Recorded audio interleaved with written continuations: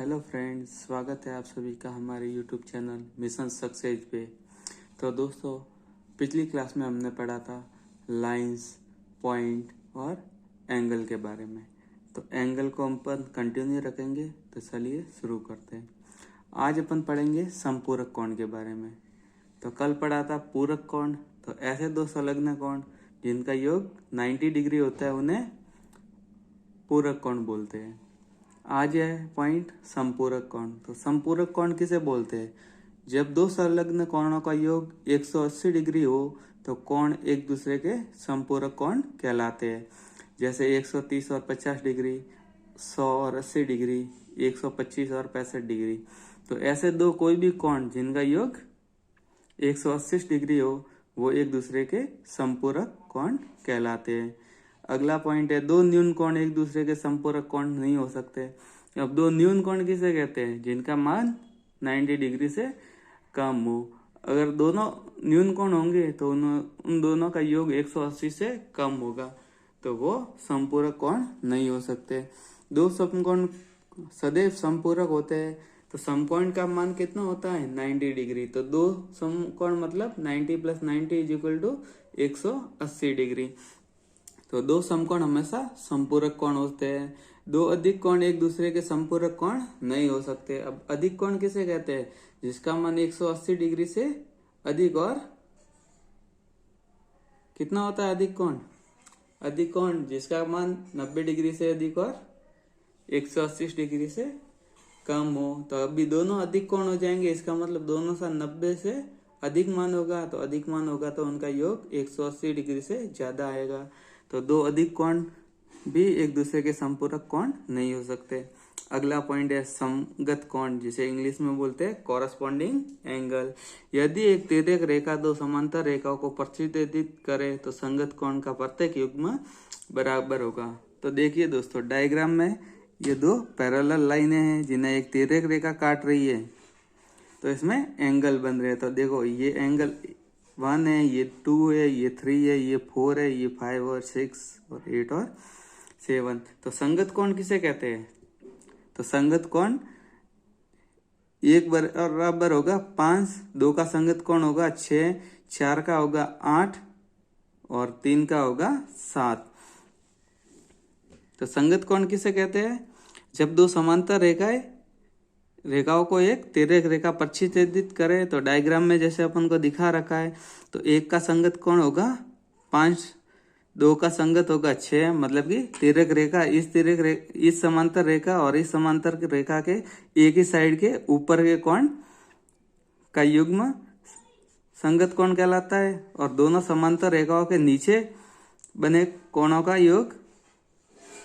युग्म संगत कोण कहलाता है। जैसे 1 और 5 संगत कोण है, 2 और 6 संगत कोण है, 4 और 8 संगत कोण है और 3 और 7 संगत कोण है। तो संगत कोण क्या होता है?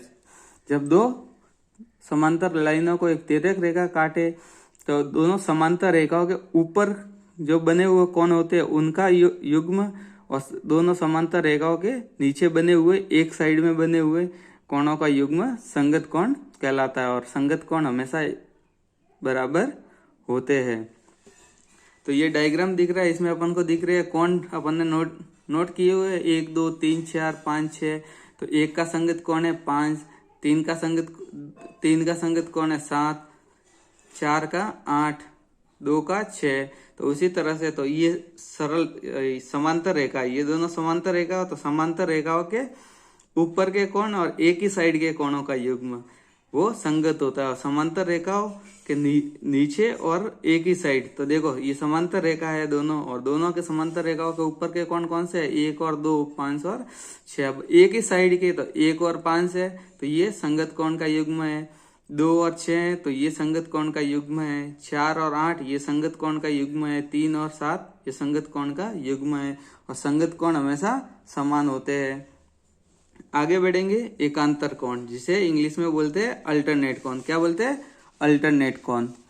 तो एकांतर कोण समांतर रेखाओं के बीच और तिर्यक रेखा के विपरीत के कोण होते हैं। अब संगत कोण में तो अपन ने देखा कि समांतर रेखा के एक ही साइड जैसे ऊपर के और एक ही साइड के कोण का युग्म संगत कोण कहलाता है।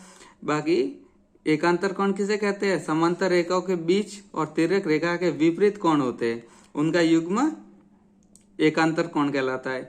तो एक कोण नंबर 1 है, उसका एकांतर कोण है 7, 2 का एकांतर कोण है 8, 4 का एकांतर कोण है 6, 3 का एकांतर है 5। तो ये किस में होते हैं? तिर्यक रेखा के विपरीत युग्म होते हैं। और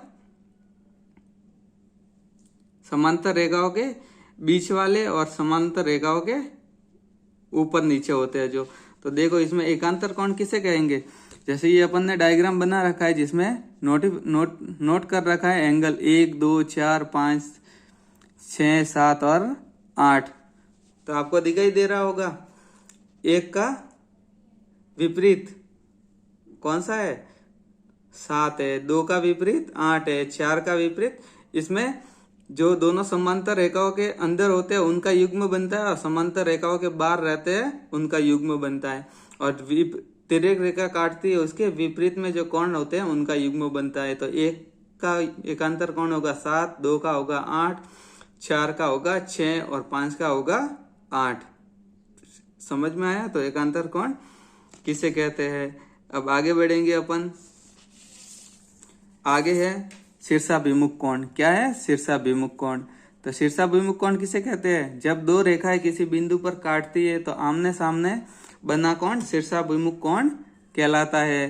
तो देखो डायग्राम में दे रखा है, दो तिर्यक रेखाएं एक दूसरे को काट रही है तो एंगल बन रहे हैं जिसको अपन ने 1, 2, 3, 4 दिया हुआ है नाम।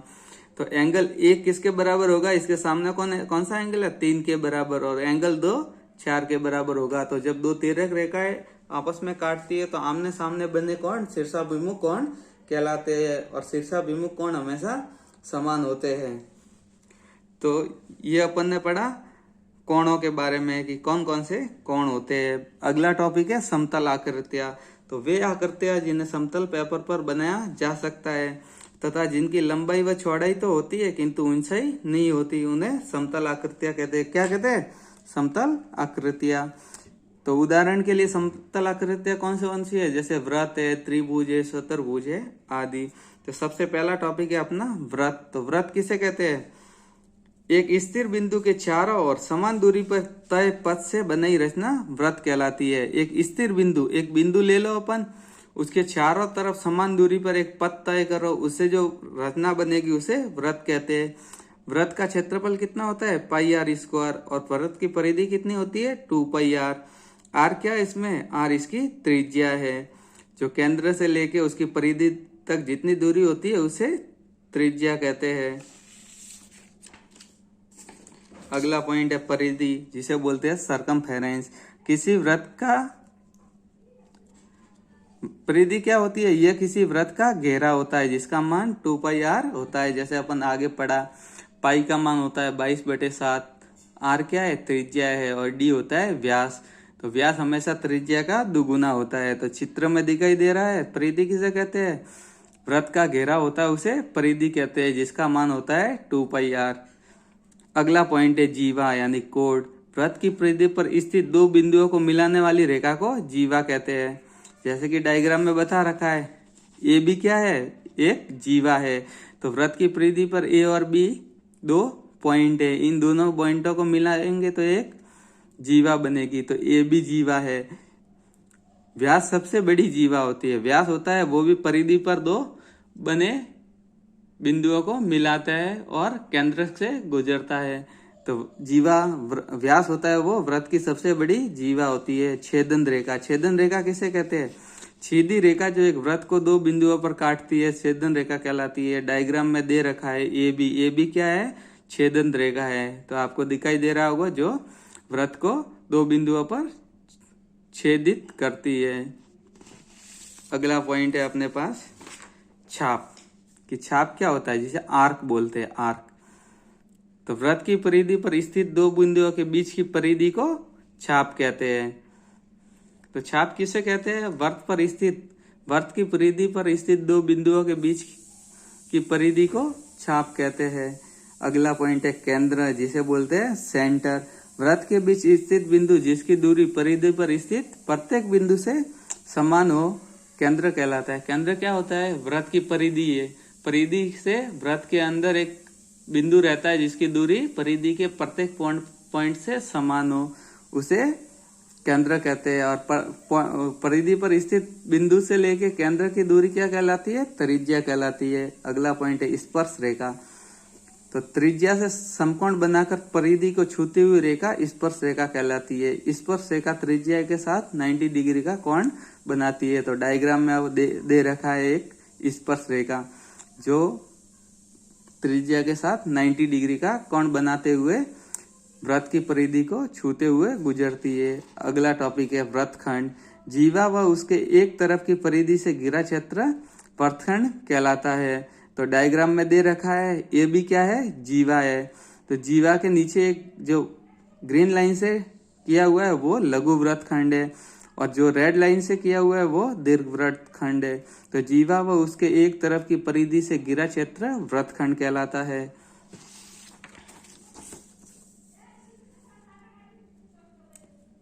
अगला टॉपिक है त्रिज्या खंड। क्या है? त्रिज्या खंड।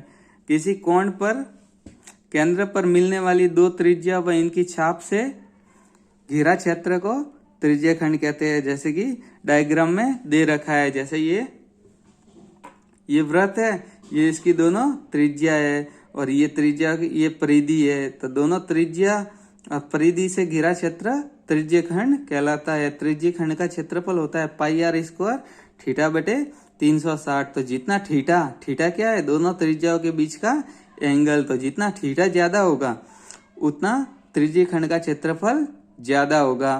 तो त्रिज्या खंड का क्षेत्रफल किस पे डिपेंड करता है? त्रिज्याओं के बीच बनने वाले कोण पर निर्भर करता है। समकेंद्रीय वृत्त, एक वृत्त से खींचे गए एक केंद्र, मतलब कि एक केंद्र है उससे दो या दो से अधिक वृत्त खींचेंगे तो वो समकेंद्रीय वृत्त कहलाएंगे।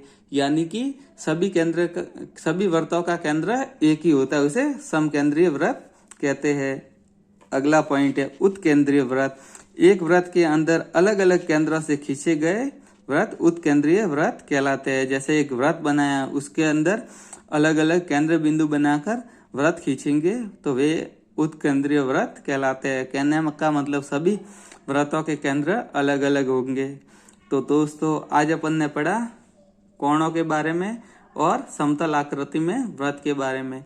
आज का वीडियो आपको कैसा लगा? अच्छा लगा हो तो लाइक करना, वीडियो को शेयर करना और हमारे चैनल को सब्सक्राइब जरूर करना। धन्यवाद।